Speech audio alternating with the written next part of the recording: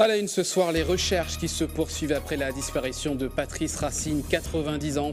Une vingtaine de gendarmes mobilisés aujourd'hui ainsi que la famille et les amis autour de son domicile à Cadette. Un de nos journalistes a pu les suivre. Nouvelle mobilisation du collectif citoyen Espace Sud Opération Escargot ce matin pour dénoncer la hausse des impôts. Circulation perturbée entre Sainte-Luce et les Anses d'Arlet. Vous entendrez la colère de quelques contribuables. Réunion de l'Église catholique sur le renouveau ce matin au couvent de Saint-Joseph de Cluny. Également au cœur des débats, la lutte contre la fuite des fidèles. Plusieurs propositions ont été faites. Nous y reviendrons dans ce journal. Et puis la Martinique brille pour la première journée du tournoi intercaraïbe de saut d'obstacles en équitation.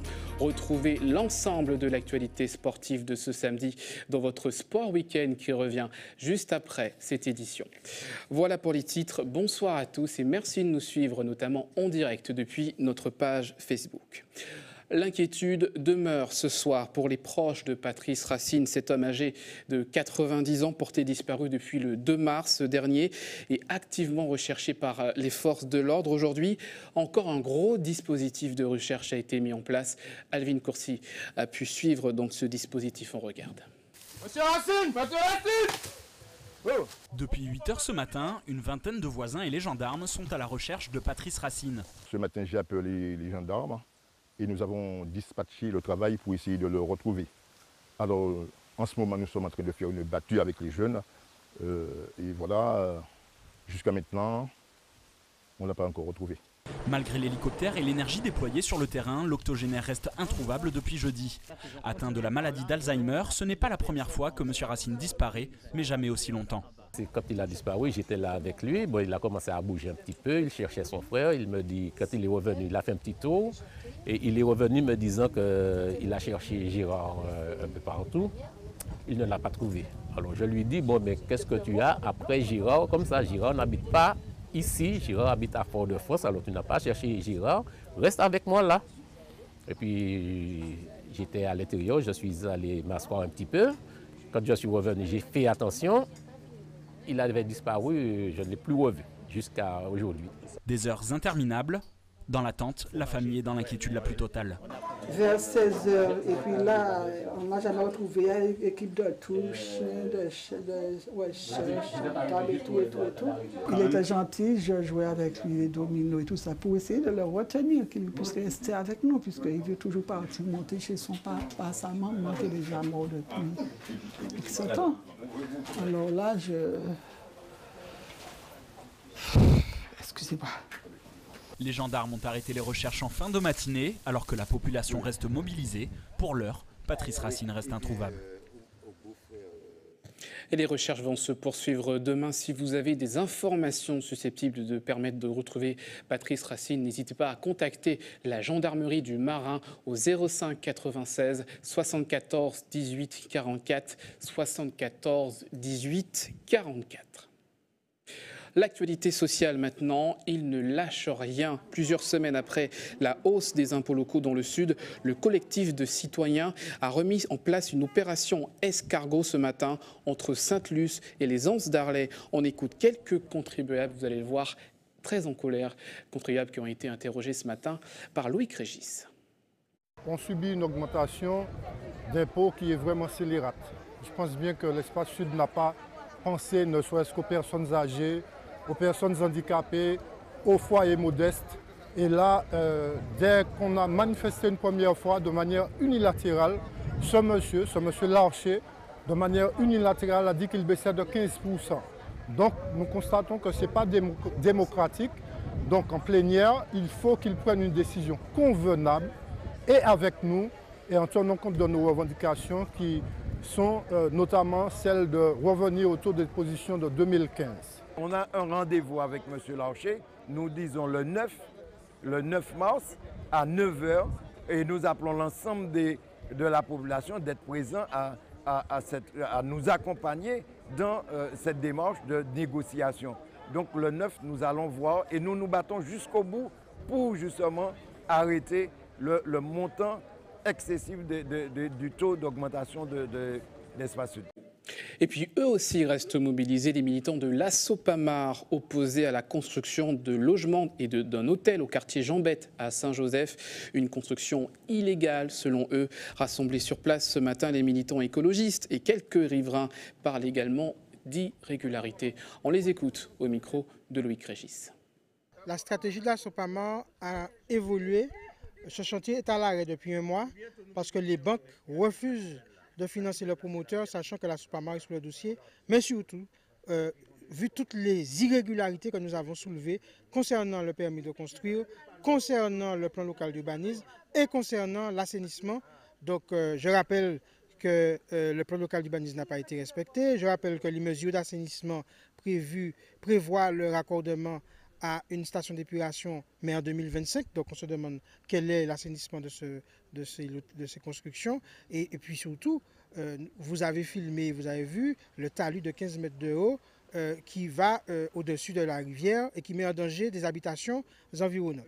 Et puis, vous voyez, à côté de moi là, il persiste et signe en donnant un permis de construire pour 2 résidences hôtelières.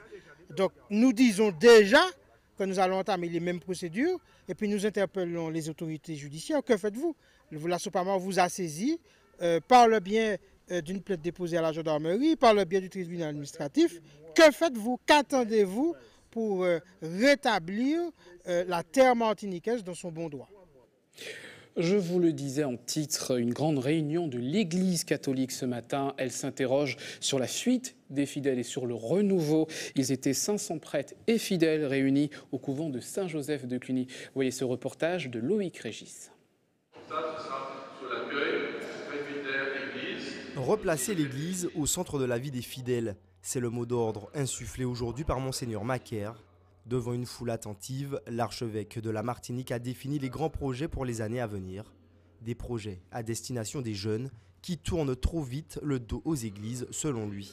Il y a à peu près 18 000 jeunes de 14 à 18 ans qui sont catholiques, qui sont catéchisés, enfin qui ont été catéchisés, et on ne les retrouve pas forcément dans nos assemblées. Mais ils le sont. Ils sont formés, et justement nous devons réfléchir.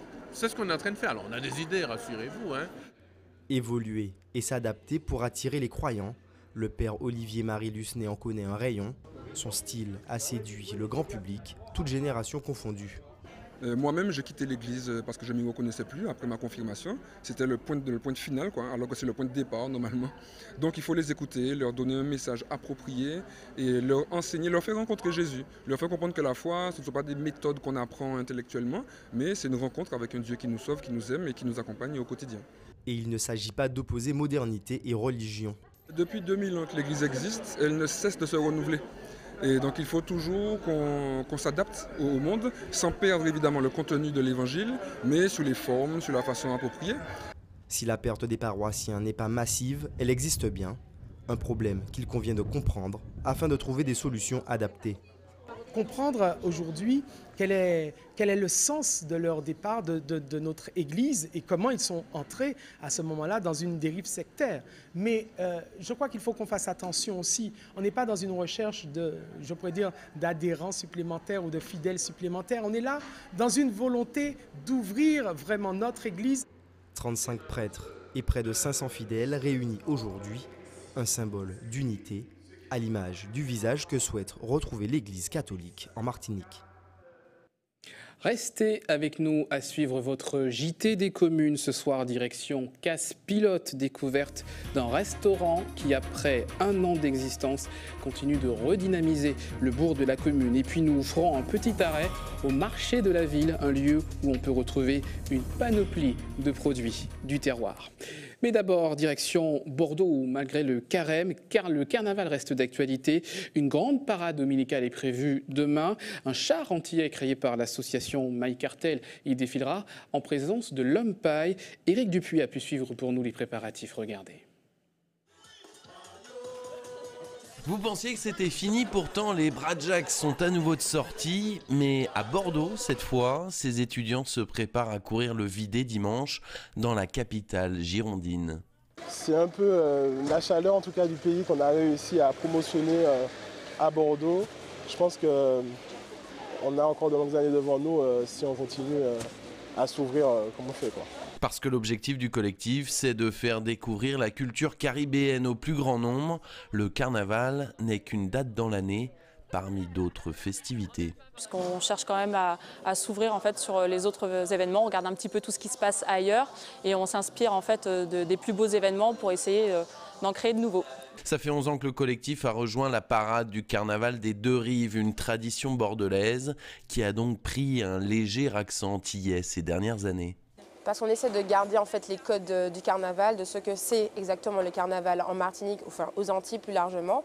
Et donc du coup, on essaie de ramener tout ça en France et plus précisément à Bordeaux, puisque c'est là que tout a commencé. Et la tête d'affiche des soirées du carnaval cette année, c'est l'homme paille qui salue le travail réalisé par le collectif antillais. C'est la preuve qu'on a effectivement des produits culturels qui peuvent être aussi des produits économiques, c'est-à-dire qui peuvent créer toute une dynamique autour, faire des gens travailler, créer de la richesse, apporter de la valeur ajoutée. Ça serait un peu doudouiste de résumer nos démarches à la partie festive. Mais je pense que ça fait partie des choses sur lesquelles on peut miser et qui peuvent être exploitables très très rapidement ici comme aux Antilles. À Bordeaux, le carême commencera avec 5 jours de retard, juste après le déboulé de dimanche, marquant la fin des festivités. C'est l'heure de faire une petite pause dans le flot de l'actualité. Direction ce soir Casse-Pilote dans votre JT des communes avec Hubert Bornil. On regarde.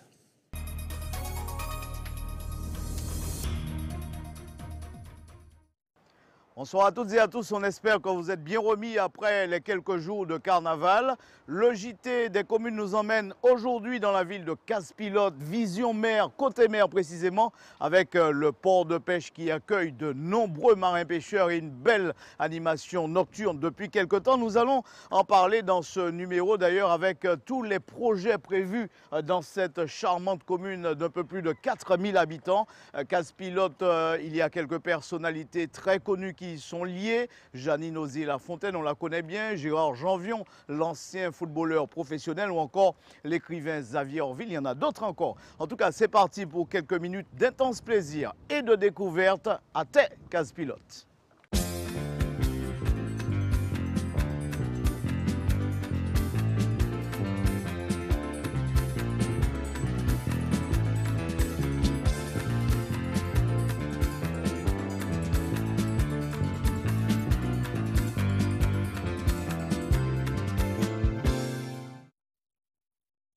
L'image est nouvelle, le style aussi sur le front de mer de Casse-Pilote, le nouvel endroit à découvrir absolument.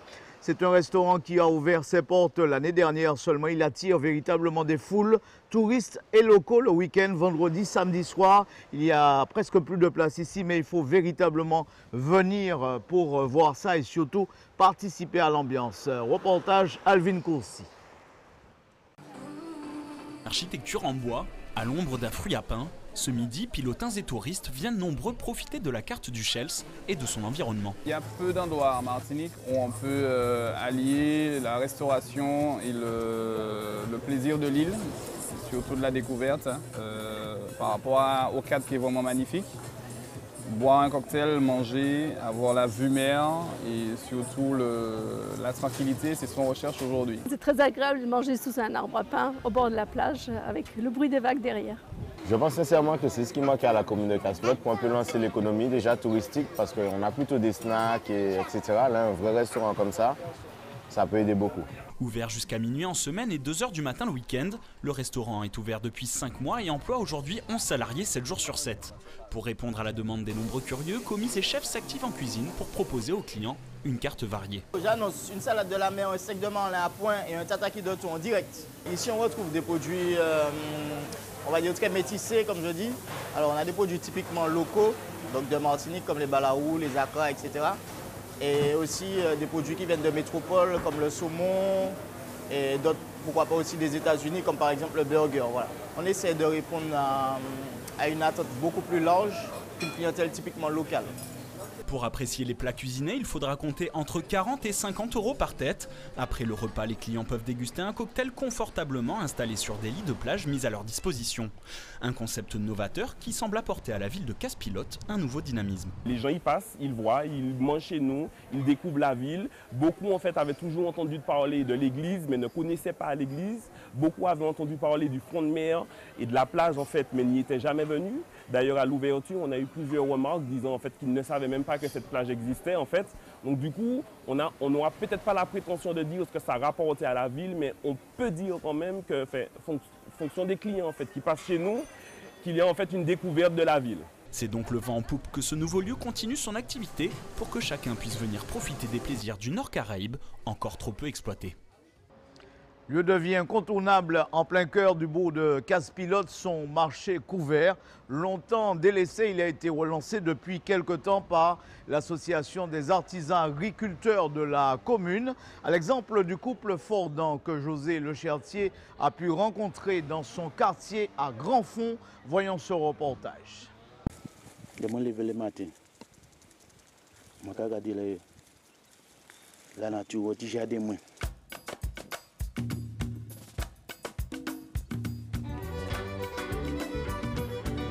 Entretenir le jardin, récolter le fruit de la terre, pour le couple Fordan, chaque matin c'est le même rituel. Le vendredi, Ghislaine prépare avec attention les bouquets garnis et autres légumes. Cet amour de la terre, Ghislaine l'a hérité de ses parents. Je suis arrivé dans l'agriculture en sortant de l'école. Bien que j'avais mon certificat d'études, mais il n'y avait pas de débouché comme maintenant. Et puis maintenant, mes parents m'ont dit, eh ben, tiens, tu vas te lancer dans l'agriculture, on va monter à la campagne. Serge, son mari, n'est jamais très loin. Tous deux prennent soin de cette parcelle de terre acquise il y a quelques années. Arrivé plus tard à l'agriculture, Serge reconnaît que sa femme est une aide précieuse. Nous connaissons bien, c'est le ça qui passe moins, je planter tout le jardin, toute terre, mais ça qui passe moins, mais là et puis nous ça 15 h, le marché de Casse-Pilote prend vie. Au revoir, bonne soirée, madame. Au revoir, monsieur. Du tableau à la confection d'œuvres fait main, ici on trouve de tout. J'ai l'aquarium qui est très coloré. J'ai les ramasseuses d'ananas, c'est de tableaux. Pâte de goyave, confiture de goyave, gelée d'hibiscus.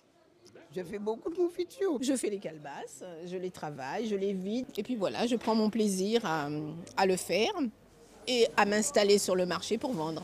Un plaisir et une ambiance appréciée des touristes de passage et des habitants des communes avoisinantes. Casse-Pilote a une magnifique caractéristique.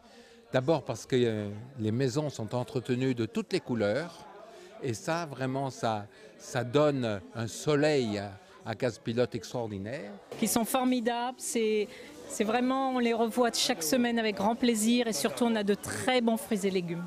Ne vient pas vendre qui veut. Les marchands autorisés sont triés sur le volet. On se bat plus ou moins pour venir à Casse-Pilote, mais la sélection est facile et en même temps elle est difficile parce qu'il y a des choses à respecter. Ce sont des maraîchers qui font l'agriculture chez eux et qui n'utilisent aucun pesticide, qui n'utilisent aucun engrais. Et normalement, c'est la demande du consommateur au producteur. Rénové depuis 4 ans, le marché couvert de Casse-Pilote propose chaque vendredi de découvrir ou redécouvrir un terroir authentique. Nous poursuivons avec la séquence invitée. Nous accueillons M. Thierry Maréchal, deuxième adjoint de la commune, en charge des finances, mais également du développement économique en quelque sorte. Comment va Casse-Pilote? Casse-Pilote ne va pas trop mal. Hein. Après les péripéties que nous avons eues, on essaie de tenir là-bas. Ça va.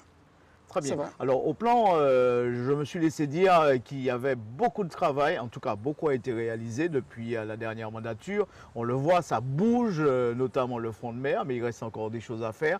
Je crois que votre principale préoccupation, c'est faire un peu et rétablir les gens, notamment la jeunesse, dans cette commune qui compte quand même 26% de chômeurs.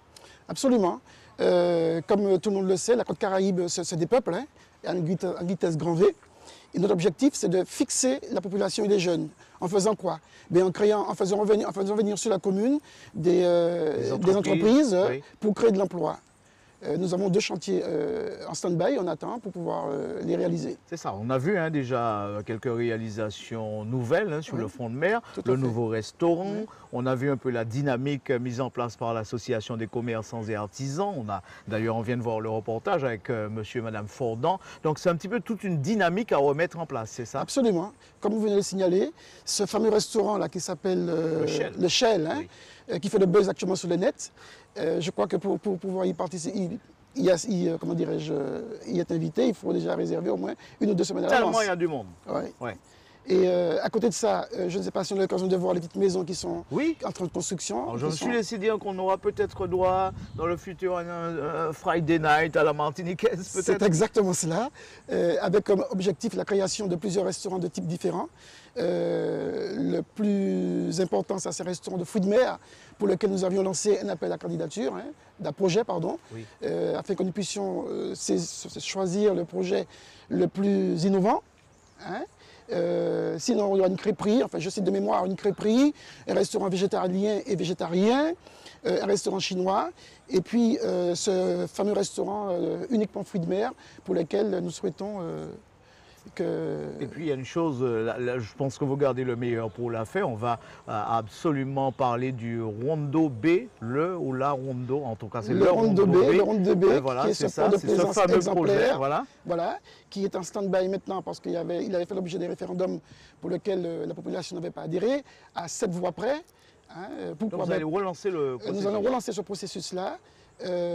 Puisque tout l'État, la CTM, conviennent pour dire que dans le Nord, il faut une marina dans le Nord parce que quand on quitte Fort-de-France, en allant vers la Dominique, il n'y a plus rien. Et puis on a un port magnifique. Et on a un magnifique port, port de pêche que vous voyez qu'il est magnifique, il est superbe. Simplement, on va changer le lieu. Le premier projet devait se réaliser sur un petit fourneau. C'est ce qui a créé les petits fourneaux. C'est juste derrière, là. Oui. Donc il sera réalisé un peu plus loin sur le grand fourneau. D'accord. Grand fourneau. Donc le projet est toujours valable, oui. Pour l'instant. Rappelez-nous un peu ce que l'on pourra y trouver. Ça sera l'occasion de drainer de la population, mais aussi de l'activité économique. Absolument. L'objectif, c'est ça, de créer l'activité économique. Comme vous avez indiqué tout à l'heure, le chômage dans le Nord Caraïbe, c'est quelque chose d'effrayant, comme partout en Martinique d'ailleurs, mais surtout à Casse-Pilote et dans les villes du Nord, puisque ça se dépeuple. Il n'y a pas de travail, les gens soit partent en métropole ou vont ailleurs. Et nous, notre objectif, c'est de fixer la population. Et comme on le fait, par l'emploi. C'est cela. Voilà. Donc vous avez les promoteurs, cet argent, en plus des financements publics, il y aura probablement du financement privé, on imagine. Alors le choix n'est pas encore déterminé, le choix n'est pas encore fait, puisque nous sommes au montage de projets financiers. D'accord. Toutes les autres parties du projet, le projet est déjà réalisé. La partie financière du projet est en train de se Alors rappelez-nous, en gros, on y trouvera des boutiques, alors, des restaurants. C'est quoi Rondo B, comme son nom indique. D'ailleurs, on a montré, vous allez sur le net, vous tapez Rondo B Casse-Pilote, et vous avez tout le processus de ce port. Pour schématiser, imaginez une cocotte minute que vous fermez et que vous mettez au fond de l'eau. Et au-dessus duquel il y aura de l'eau avec une cheminée au centre, avec une cheminée et un élévateur qui permettra de récupérer les bateaux et de les ranger au fond pour la maintenance. Mais aussi au fond, il y aura 2 niveaux, dont un niveau de boutique et de restaurant. Sous-marin. On imagine qu'on en fera la promotion même dans toute la Caraïbe. Alors l'objectif, c'est justement, non seulement la Caraïbe, mais les États-Unis, la partie nord-américaine, parce que ça n'existe pas pour l'instant. À Dubaï, simplement, et dans le sud de la France, vous avez les bateaux de croisière qui passent juste là. Et qui ne s'arrêtent pas parce qu'ils n'ont pas d'endroit pour pouvoir... puisqu'on parle des bateaux de croisière, effectivement, il y a l'objectif aussi qu'on verra certainement plus loin, de ce pont qui a été créé, ou de ce port pour permettre à la navette de faire le va-et-vient, mais pour permettre aussi aux croisiéristes de venir ici, d'ambuler dans la ville, de voir ce qu'il y a à voir dans la ville, et ensuite prendre le bus pour aller vers Saint-Pierre. Et ceux qui vont de la navette à Saint-Pierre en bus reviendront et visiteront un petit peu ce qu'il y a à voir dans la commune et repartiront. La question maintenant, c'est à quand? Quand est-ce que démarrera ce fameux projet Rondo B? Alors, vous savez, il y a les élections qui arrivent dans pas bien longtemps.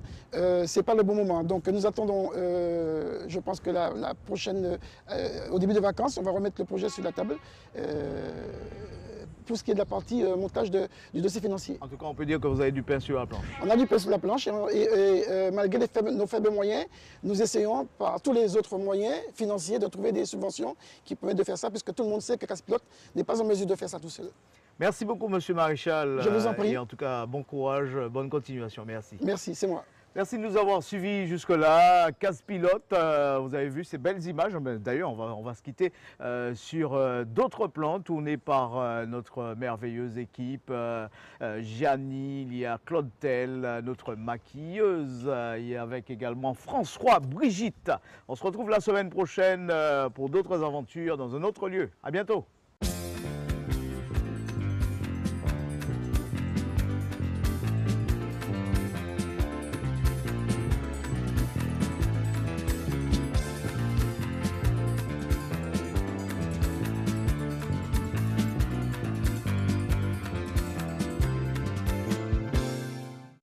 Voilà pour ce JT des communes de ce samedi. Restez avec nous à suivre dans votre tranche info Sport Week-end. A tout de suite.